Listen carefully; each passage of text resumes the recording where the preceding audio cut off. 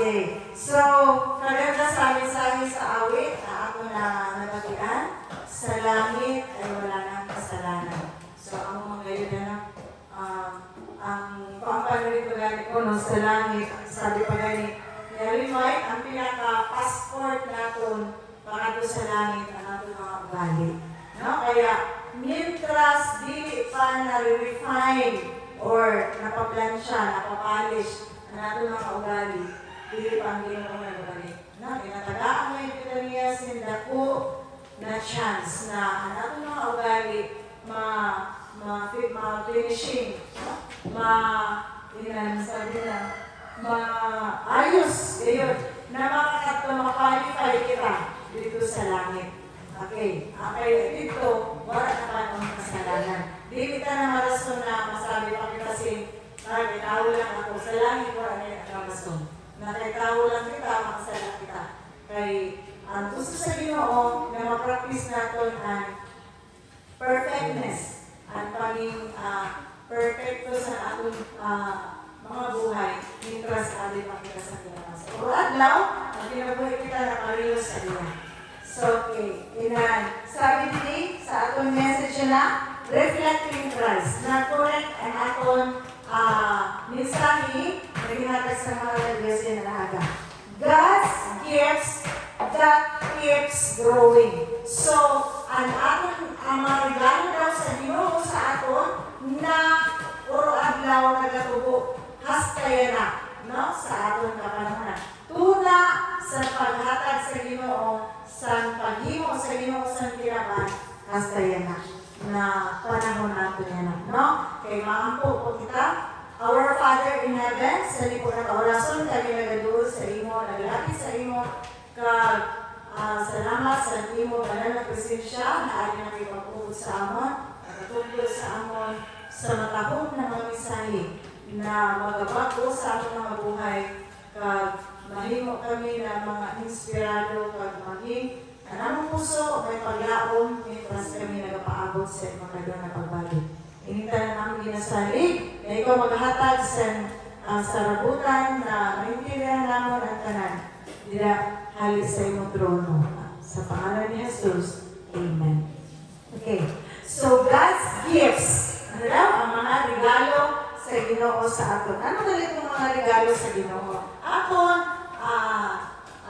i-flashback, no? Kumbaga aton, sa doon. Kung ano ang mga regalo sa Ginoo sa aton. Na minsan, hindi kita naisip na regalo galing na sa Ginoo.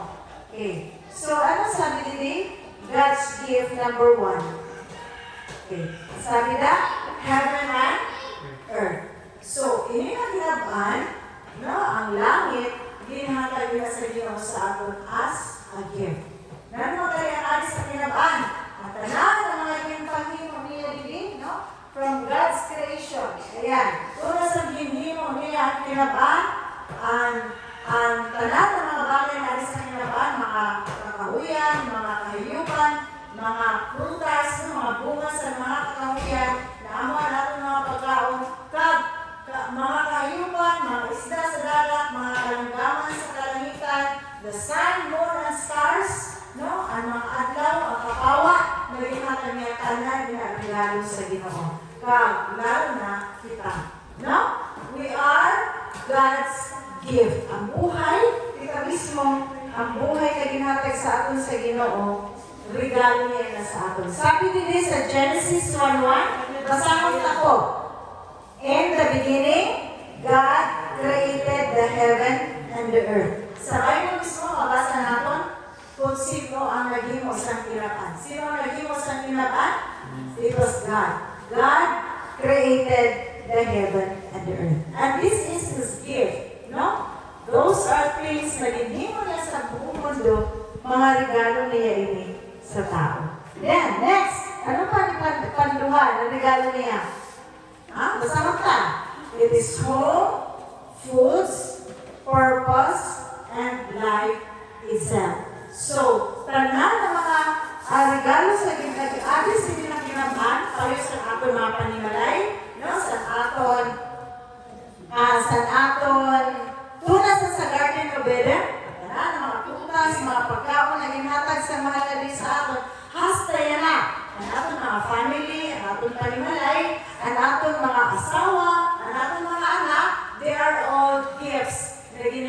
sa mahal na Diyos. And most of all, ini, mismo na buhay, na ginhatag sa Ginoo sa aton, this is His gift. Ano nga? Tuna pa sa kinabaan sa first creation sa Ginoo, paghimo niya sa langit at sanduta, may nabulig ba ang tao? Wala. Di ba? Wala kitang kontribusyon. Kung ano ang paghimo sa Ginoo sa mga tanong, wala kitang kontribusyon. Kung paano niya gipagandain ang mga flowers, wala kitang kontribusyon.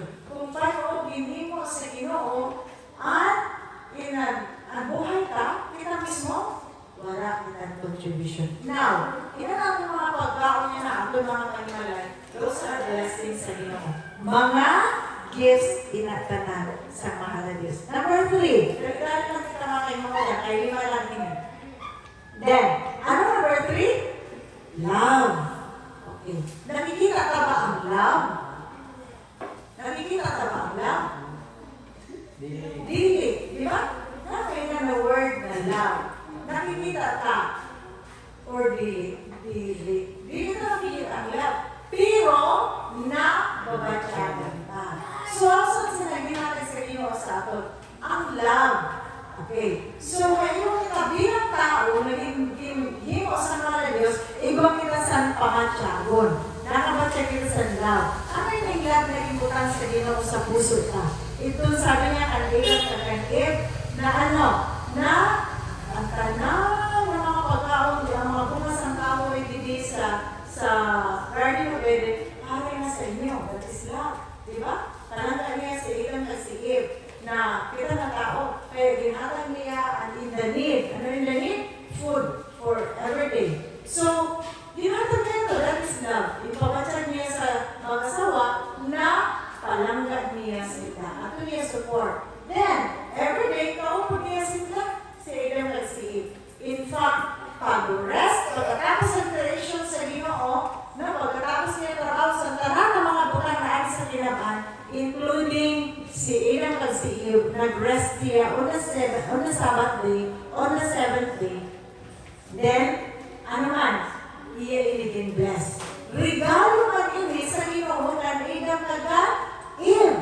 And Sabbath day, it is a gift of God na para kita makarest sa aton, sa aton mga buhay. So, sa bilog na simana, ang Ginoo naghimo, no, from the day of creation. Pero lang nalikadlaw sa creation, di nagtuna na yung pag-count natin sa adlaw. Nato kayo ba sin 7 days?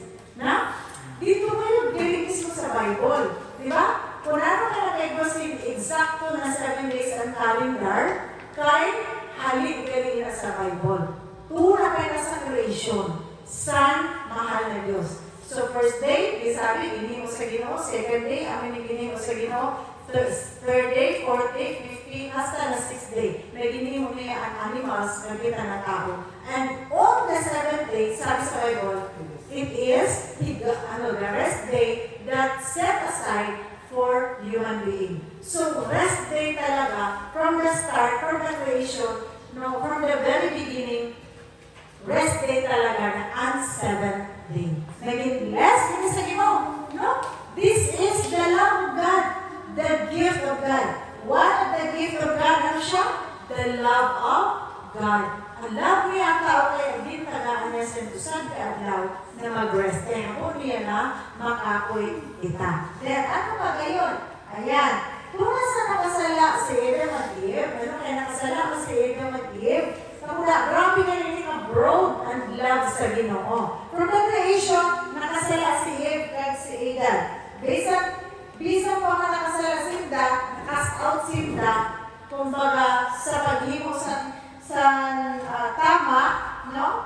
Because of disobedience. Wala rin nasunod. Saan lang ang punto? Amin ang dumulong tama kay Mamulan.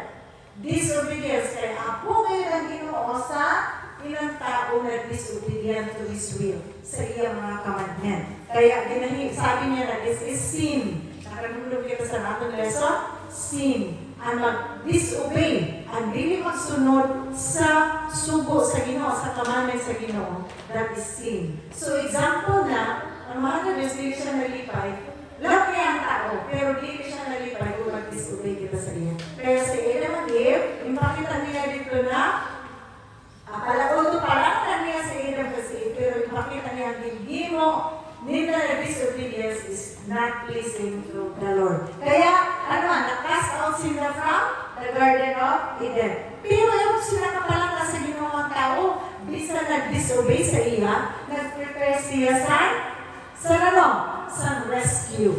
No? Gusto niya, nag-prepare siya paagi kung paano mag-rescue ang tao from doing sin. Naroon ba ito kay para di na kita makasala? No? Kaya again, prepare niya si Jesus to redeem us. Anong sabi nila? Sa gibasa sa aton usap ng Sister Mavi, sa John 3:16. Sabi nila, for God so loved the world that He gave His only begotten Son, that whosoever believes in Him should not perish but have everlasting life. So, yung sinakita siya palangga sa Ginoo. Sinakita ko ang pagkalangga sa Ginoo sa kinabaan.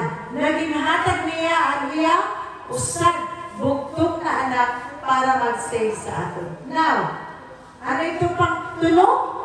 Nag-gift sa aton? Love. Okay. So, pang-upat, perfect environment that operates according to His perfect commandments. So, ini na mundo. Perfect. Perfect ba ang mundo? Before. No? No. Before. So, paghimo sa Ginoo sa kinabat, it was perfect. Puro ganda siya, as in. Puro ganda. Kaso lang, naruin siya because of sin. Ayan. Because of sin, dahil sa sala, dahil na mali ang aton mga parent, because of sin. Okay na naroon kita. Ang tanan na bagay din sa nakikinaban, nasisira na. All the material things in this world, ano gani? Bisan na nakamahal na bagay, na iyong iba ka, basta ko, ini, mahal ini. O mahal ini, bakal ko sa ni, o sa ni, mahal di kandidat. No, di ba? Bisan na nakamahal, ano man, naluluma, nasisira. Di ba? Bakal ang t-shirt. Grabe mga t-shirt, mga artista, ginapang post nito, kaya ang kandidat sa mga bag, mga bag, milyon. Si Sharon Monica, regalo sa iya sa niya husband. No, sino niya husband? Si Francis. Ang regalo sa iya, 1.3 million na kandidat sa bag. Ano nga, masisira ito? Bisan na, inakamahal, masisira ihapon na. Okay? Amo inaan, bayad sa sala. Dili sa kinaban. Ang mga bagay na nag-adi sa kinaban, masisira ang matatapos. No? So, ewan sila. But, perfect environment. Naroon ay perfect ihapon. Bisan, nakasala na, bisan narumin na. Kaya naman, gintanag ihapon sa Ginoo sa libre na hangin. Na para kita makaginhawa. Di ba? Kung ano kaya kung marang hangin. Di ba? Minsan, pag grabing init, alam sa sulit sa kanya, grabing init, wala na kita ginawa. Muli ko na kinakakaksa, hangin. Kaya naman, kaya na tayong hangin. So, it is gihapon perfect na igwa ang ginusin din hatag na hangin. Then, ano ka sabi na naka-perfect bibis sa kinabaan na atong ginistaran? Ang commandment sa Ginoo. Kaya naman kay perfect ang commandment sa Ginoo. Kaya kung wala, inan mga kasubuan sa Ginoo, ano naman kaya ang tao? Ano kaya ang ating maisip? Kung wala kaya ng commandment sa Ginoo. Actually, ang atong mga layis sa kinabaan, nagabasi man nila sa perfect commandment sa Ginoo. Nga, sabi sa atong mga layis sa atong kinabaan, ang tao, hindi dapat kung nagsawa ka, hindi ka magpanambay. Kung di ba, tamo ba ka kung magpanambay, kaya nasasamo ay ang panimalay. Di ba? Nasasamo ang panimalay. So, gusto sabihin, perfect talaga ang commandment sa Ginoo. Kaya kung sunodin mo, magiging perfect man ang iyong family. Na di ka mo masasamo. Then, ano ba? Sabi nila sa Ginoo, na di ka magpangawat. Now, saan mo na nag-adapt sa kinabaan? Na kung ikaw mangawat, ano mangyari sa iyo? May sabi ka din sa lesson ka. Ano kaya ang mangyari sa iyo? Makukulong ka, mapipriso ka. So, gusto sabihin, ang commandment sa Ginoo, ang iya standard, perfect kayo. Bisan adik kita sini na imperfect na kinabaan. Di ba? So, yun, sila kami muna. Gitagaan, that is God's gift. Ang commandments ngayon sa Ginoo, God's gift na sa aton. Na parang mo kitang giya sa uadlaw natin na pagkinabuhi. Mientras kita na nabubuhay, didis sila kinatan. No? Amin ang perfect gift of God. His commandments. Now, ano yung makita ang kinabaan? Didis na kinabaan ko, lang taon mo, makita niyo ang picture. Paiba na lugar. Paiba na lugar, nagkinabuhi kita kanya-kanya. Puro adlaw nagapanginabuhi. Pero, ang nagagiya sa aton sa paghimo sa tama, sa paghimo sa maayo, ang commandments lang gayon sa mahal na Diyos. Di ba? Oh, pinagparios niya, dili ka tahudon mo ang imo ginikanan, ang imo mama, ang imo papa. Tahudon mo para ang nanong-kondisyon sa Ginoo, aron na magtaas ang imo kinabuhi dili sa kinabaan. Tistingan mo, hindi natin kinabaan. Kung ang mga anak, dili ka walang respeto sa ginikanan, dili ka magsunod sa ginikanan, ano na lang kaya ang buhay? Di ba? Makita na po yung mga early pregnancy. Ang number one problem yan ang sa ed. Ang ginabantayan is ang mga early pregnancy. Ano kaya gina-promote talaga na bisa may mga out of school youth. May mga talagang ginabalay-balay dahil na kung may mga bata na wala pa nila nag-eskwela, gina-enroll through ALS. No? Bisa nag-ulong sa grade 6 una, dugay na ginapa-eskwela gayon. Kaya nga naman para maiwasan nila ng mga early pregnancy. Naroon kayo sana? Because ang mga kabataan niya na dili na nagapamati sa ginikanan. So, makita ko man kayo muna na atong kinabaan, masamo kung wala sa standard, wala sa giya, kung wala sa commandment sa mahal na Diyos. So, dahil sa mga kabataan na nagasunod sa mga commandments sa Ginoo, sa standard sa Ginoo, ginatahod nila ang ilang mga ginikanan na papaayusin na. Kaya wala kayo sa kumbaga, wala kayo sa concern, other concern sa atong mga batanon, wala iba na magagiya sa iyo para sa kaayuhan niyo kung hindi ang iyo ginikanan. No? Ang iyo simbahan. Yan. Kaya naman, sa simbahan, ada ang standards sa Ginoo. Ada ang commandments sa Ginoo. So, ang atong place, magiging perfect lang kung kita magasunod sa commandments sa Ginoo. Kaya naman, God made this environment perfect kung kita magsunod sa iya through His commandments. Pero may iba siyang babala. Babala ang ginawa na mabasa sa Romans 12, verse 2. Ano sabi? Basahan ko na lang. And do not be conformed to this world, but be transformed by the renewing of your mind, that you may prove what is the good and acceptable and perfect will of God. Ano daw po, no? Dili kita mag-uyon o dili kita mauyon o maanad sila na kinabaan. Kaya naman, kung yun na kinabaan pag-among yung sabi ka na naman ka sa mga ayaw. Diba? Minsan ang tao, dili na makasimba. Kaya naman, gusto niya, damo siyang negosyo, damo siyang income. Kaya wala na siyang time sa Ginoo. Wala na siyang time sa commandments sa Ginoo. Kaya amin na ng tao, magaling makahimo sa sala. Kasi, ay, naman, may kinahanglan ko man, hindi mo sa buhay ko, hindi ko na kinahanglan. Kaya amin na sa ako ng tanan. No, may mga tao, kaya sila, amin sa iyang tanan. So, di na kinahanglan magsunod sa Ginoo. Pero ang Ginoo, nag-warning siya, na dili kita makig-uyog sini na kinabaan. Kung dili, mag-transform ang ating mga buhay dida sa paglaka na susog sa commandments sa Ginoo. Ano naman? Sa uro-adlaw daw, by renewing our minds, i-remind na na natong mga sadiri, ang atong mga buhay sa giya sa Ginoo, dida sa commandments sa Ginoo, na naman, na para mapatunayan natin sa atong mga sadiri mismo, na hindi mga maayo kang acceptable nila sa Ginoo ang atong ginahimo uro adlaw. Pwede na yung mga ipangulan, mabuhay kita natuhay kung atong sunodon ngayon ang kabubuton sa Ginoo. Yan, amin na niya padumdum. Amin na kita bisan na ruin nila kinaban, bisan dili na ini maayo para sa mga tao, hindi na pinapantulig na para magbuhay, pero kung kita na magsunod sa mga ng Diyos, igo kita sa environment, igo kita sa istala na maayo, matahog, malinaw, no? Kaya isipon mo kung hindi mo kayo malaya, hindi mo mga anak, mga masundano, maayo, ang atong pag-isa, di ba? Sister Gina, di ba? Malipay kita nagigikanan kung ang atong mga anak, ano man, nagasunod open sa aton, nagasunod sa aton mga pag-iya sa inda, dida sa Ginoo. Kaya ano sabi sa Ginoo, children, obey your parents in the Lord. O, sunodon po ninyo ang iyong mga ginagawa na nagasunod dida sa Ginoo. For this is right. Kaya mo inaan tama. Okay, susunod. Ano pa ang last? Di na kita sa last. Eternal life. Ano ang gift sa Ginoo? Eternal life. Sa doon mga tao na magsunod sa iya perfectly.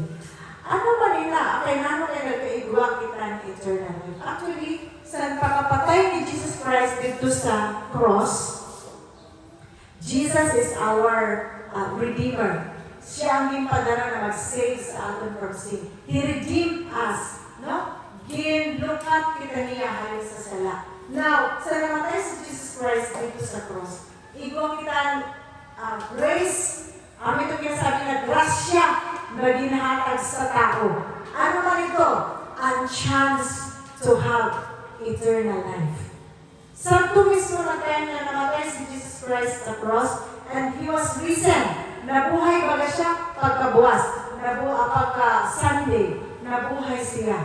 Ano ito siya? That is a great hope na nabuhay si Jesus Christ.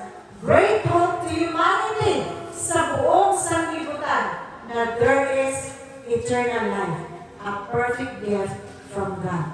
May iba na kasing buhay na walang hanggan na ginhatag sa Ginoo sa aton. Ginhatag na ina sa pagkapatay ni Jesus Christ. A chance to have eternal life.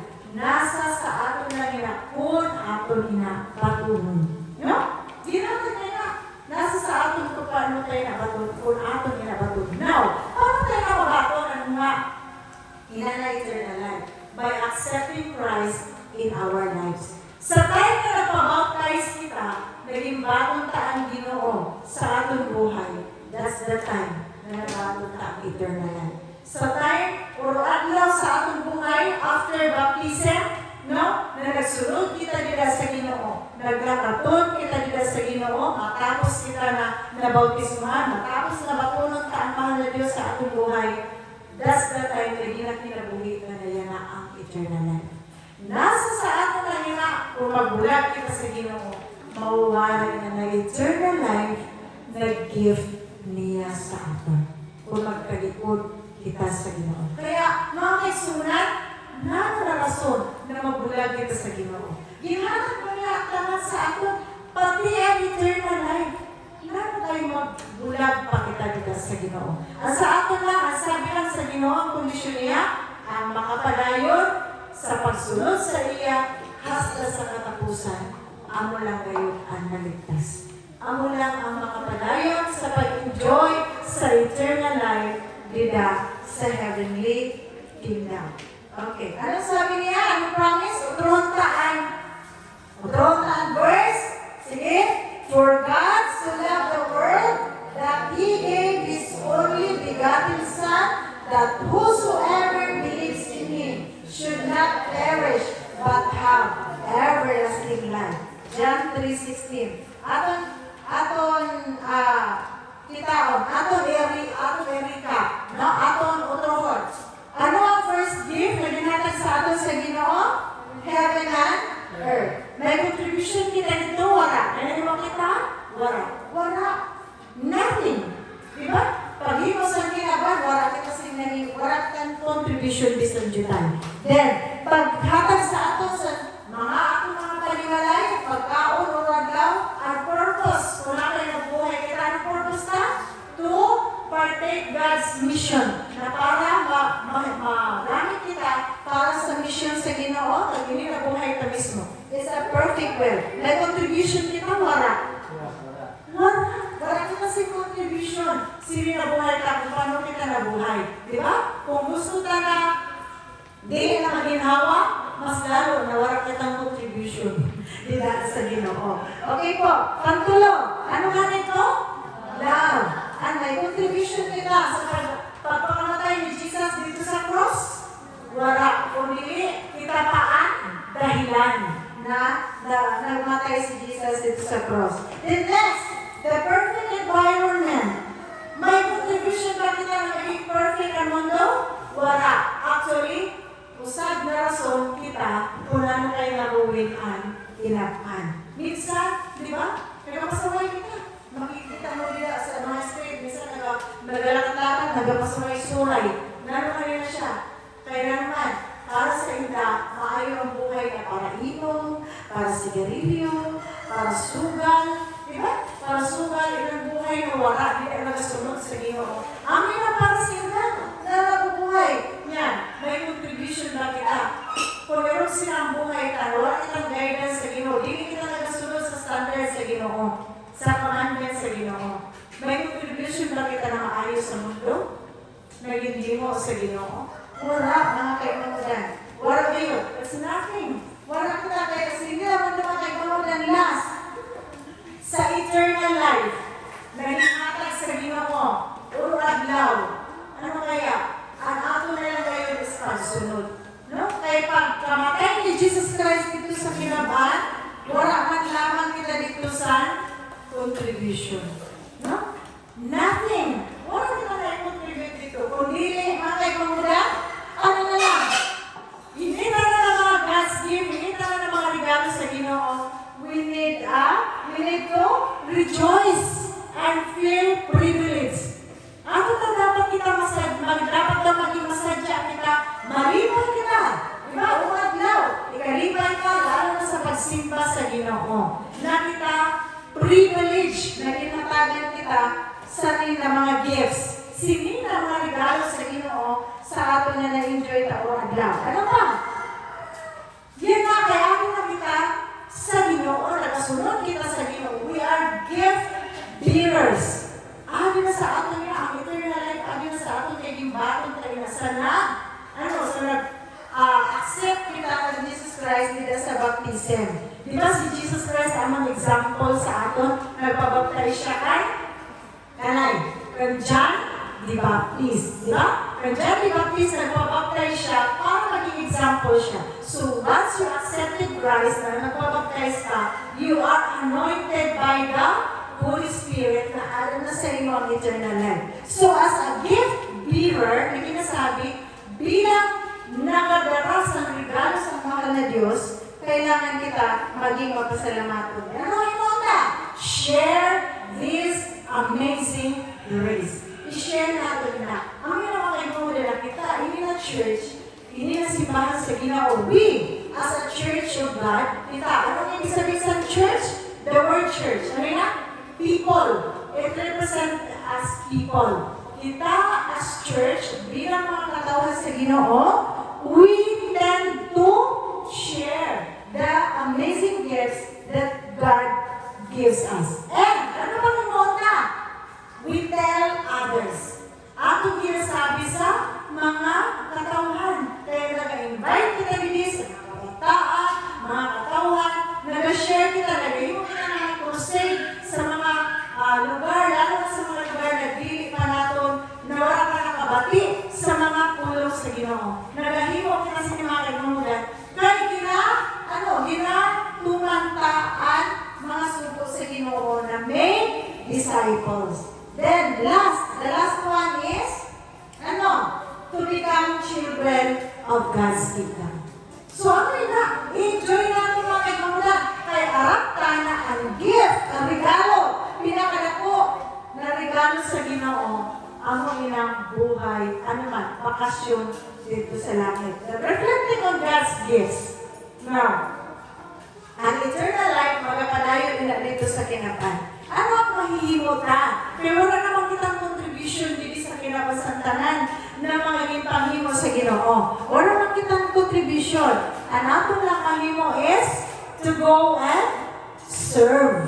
Di ba? To go and serve. Paano man ni? Adira, ay command gayod ang Ginoo. Ano mababasa sa Matthew 28 verse 19? Ano sabi nila? Go therefore and make disciples of all nations, baptizing them in the name of the Father, and of the Son, and of the Holy Spirit, teaching them to, to observe all things that I have commanded you, and lo, I am with you always, even to the end of the world. Grabe mga kaibigan no? Hindi basta-basta. Ada gayud sa Bible, ginsabi sa Ginoo, kung ano ang dapat natin himuon. Preach the gospel. Ano man yung gospel? Last pinamakin mo the slide. Ano ang gospel? Ang gospel mga kaibigan, ginsabi na sa atong lesson kaganina, it is the birth of, may ang gospel, it was in upat na inclusive na istorya. Ang birth ni Jesus Christ. Amin yung gospel. Sabi nila na, go and preach the gospel into all the world. At ano lang yun si Jesus Christ? Anong purpose na nagkali siya? He is the, ano? He is the, wala naman He is the Savior. He is the Savior. Okay. Ano ang purpose kaya namatay si Jesus dito sa cross? Ano ito? He is the Redeemer. He is the Redeemer. Then, ano ang purpose kaya nabuhay si Jesus Christ? The gospel. Ha? Ano ang purpose kaya nabuhay si Jesus Christ? To give us hope. Para magkaibang kita sa paglaon. Kaya di ba? Dili ito utog lang na nabuhay si Jesus. Kaya kung dito lang utog, ano ito? Kaya pero lang siya bata. Di ba? So, nagdako kayo siya kung namatay siya para sa ato. So, hanggang dito lang sa pagkamatay, kasi nga, atulan siya sa lubungan. So, wala sin istorya na matahog. Hanggang dito lang siya sa lubungan. Kaya nabuhay siya to give us hope. No? Kaya para makaiba kita sa paglaong sa ating buhay. Then, dito lang ba nagtapos sa pagkabuhay ni Jesus Christ? Dili. Dahil pa kasing last. Sino nakahula sa last? Sino nakahula sa last? Ano ang last? Ha? Ano ang Jim? Judgment, the second coming. Ang pagkatuloy, Jesus na nangyari dito sa kinaban. Ang pagkatuloy sa langit. Usad ito na istorya na nagkato siya sa langit, na binalsa siya sa panganod. Okay, so ano na ito ang purpose of to? Ano ang iya ginbilin? Paghalin niya. Ano ang ginbilin sa Ginoo? The promise. Ano na ginbilin? The promise. Ininapat mga kaibangudan, ininaupat na history sa mundo, amo ini ang atong i-share na kamatuudan na ada na gayon ini mababasa sa Biblia. The Bible alone, amo inang gimbili sa Ginoo na ada din niya istorya from Genesis to Revelation.